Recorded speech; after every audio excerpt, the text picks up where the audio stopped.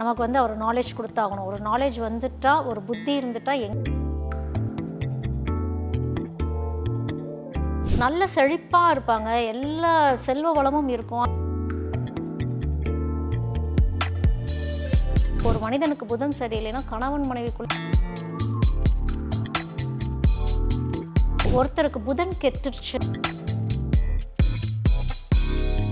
புத்தி அவசர புத்தியா கையால மருந்து கொடுத்தாங்கன்னா சீக்கிரம். இப்போ மேஷத்துல புதன் இருக்கவங்க வந்து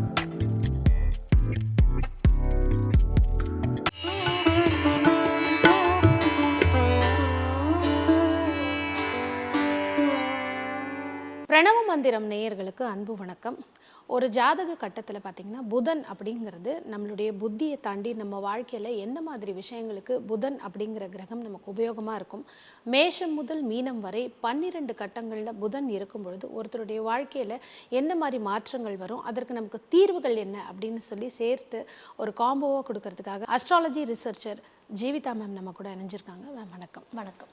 புதன் அப்படிங்கிற கிரகம் மெர்க்குரி, அந்த புதன் 12 ராசி கட்டங்களில் மேஷம்லேருந்து மீனம் வரைக்கும் ஒருத்தருக்கு இருக்குது அப்படிங்கும்போது நம்ம தனித்த புதன் இது கூட மற்ற கிரகங்கள் சேரும்போதும் நீங்கள் வந்து அவங்களுக்கு வாழ்க்கை எப்படி இருக்கும் அப்படிங்கிற ஒரு இது, அதற்கான தீர்வும் நம்ம வந்து தொடர்ந்து பார்க்கலாம். இப்போ புதன் அப்படின்னு எடுத்துக்கிட்டோம் அப்படின்னாலே புதன்னாலே நமக்கு வந்து ஒரு நாலேஜ் கொடுத்தாகணும். ஒரு நாலேஜ் வந்துட்டா, ஒரு புத்தி இருந்துட்டா எங்கே வேணாலும் நம்ம வந்து பொழைச்சிக்குவோம் அப்படின்னு ஒன்று இருக்கு இல்லையா? ஸோ இந்த நாலேஜுங்கிறது நம்ம படித்து வர்றதா. புதனுக்கு வந்து எல்லாமே லாஜிக்கல் திங்கிங்காக தான் இருக்கும்.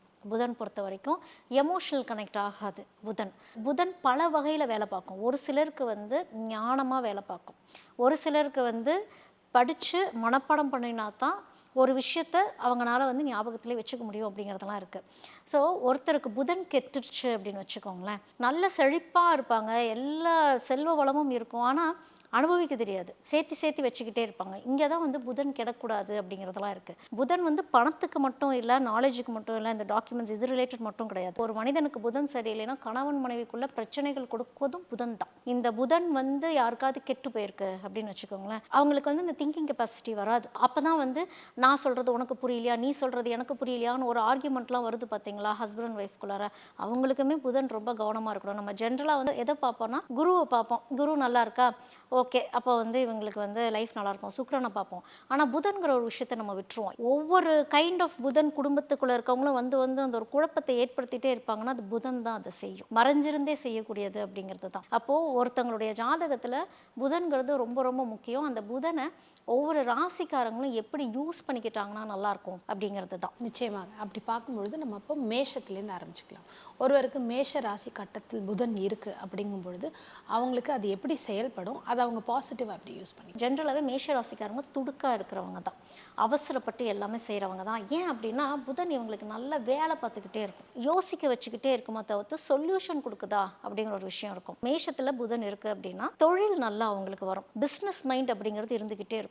அந்த வீழ்ச்சி ஆகுங்கிற தாட்டே அவங்களுக்கு இருக்காது. ஒரு 10 ஐடியாவது கையில் வச்சுருப்பாங்க. அப்போ மேஷத்தில் ஒருத்தவங்களுக்கு புதன் இருக்குன்னா இவங்க தாராளமாக பிஸ்னஸ் ஸ்டார்ட் பண்ணலாம். இந்த வெறும் கையில் முழம் போடுவாங்கன்னு சொல்லுவாங்கல்ல, அது மேஷத்தில் புதன் இருக்குது அப்படின்னா அந்த தாட் நாலேஜை வச்சு வாய் உள்ள புள்ள பொழைச்சிக்கும் அப்படிங்கிறது தான் மேஷத்தில் புதன் இருக்கிறது அப்படிங்கிறது. ஸோ இவங்கெல்லாம் வந்து சரியான வழிபாட்டு முறைகளும் மேஷத்தில் இருக்கவங்க ஃபாலோ பண்ணணும். ஏன்னா புத்தி அவசர புத்தியாக செயல்பற்றக்கூடாது. மேஷத்துக்கு புத்தி எப்போவுமே அந்த ஃப்ரண்ட் ஃபேஸிங்காகவே தான் இருக்கும்.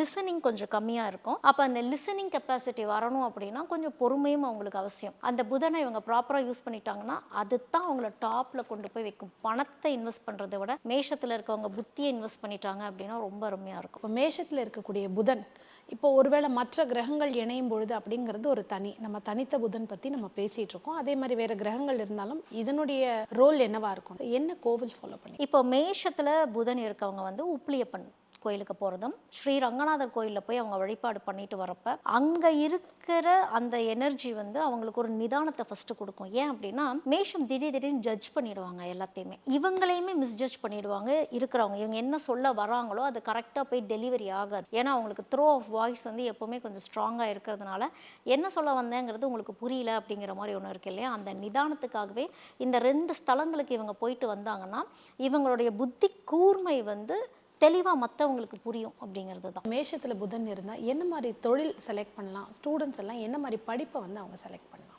இப்போ மேஷத்தில் புதன் இருக்குது அப்படின்னா இவங்களுக்கு லாபியிங் பிஸ்னஸ்லாம் செட் ஆகும்.